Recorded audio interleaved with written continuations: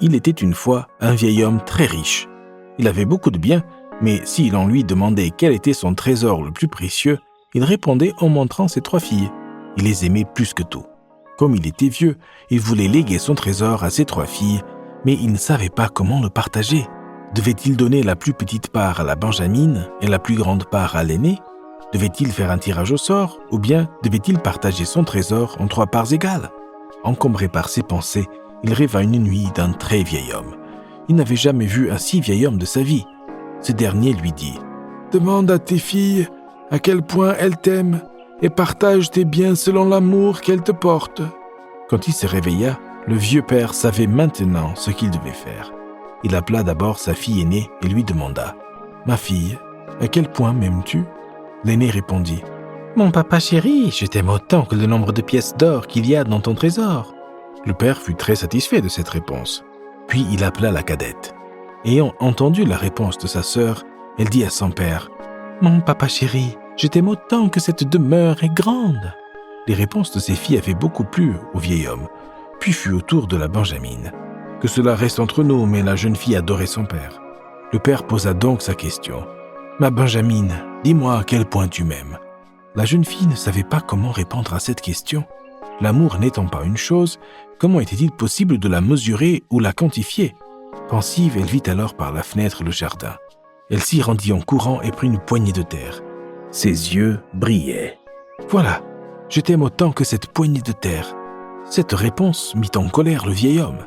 Alors que ses 2 filles aînées portaient en lui un amour aussi précieux que des pièces d'or et une grande demeure, la petite dernière comparait son amour à une poignée de boue. Sa décision fut prise et partagea sur-le-champ ses biens.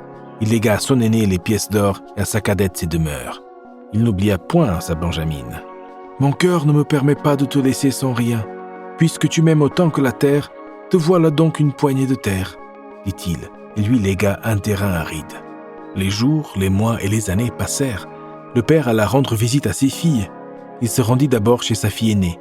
Mais quelle fut sa surprise quand il la vit assise et pensive devant une cabane. Il n'y avait aucun signe des pièces d'or et d'argent qu'il lui avait laissées. Il lui demanda « Ma fille, mais que t'est-il arrivé? Où sont donc passées toutes les pièces d'or ?»« Oh là là, mon papa chéri, je croyais que les pièces d'or étaient inépuisables. Je n'ai donc point travaillé et j'ai dépensé toutes les pièces. Il ne me reste plus rien, même pas une seule pièce. » Cette réponse attrista le vieil homme. Il prit alors la route avec son aîné pour se rendre chez sa cadette. Ils arrivèrent devant la demeure qu'il lui avait léguée. Heureusement que la demeure était toujours sur place. Mais quelle fut leur surprise lorsqu'ils virent que d'autres personnes y habitaient. La sœur cadette, qui avait entendu que son père était venu lui rendre visite, arriva à la demeure.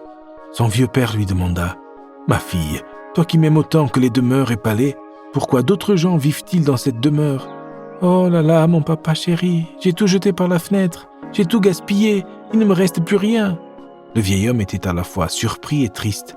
Il en voulait encore un peu à sa benjamine, mais puisqu'il était venu jusqu'ici, il voulut aussi voir sa petite fille.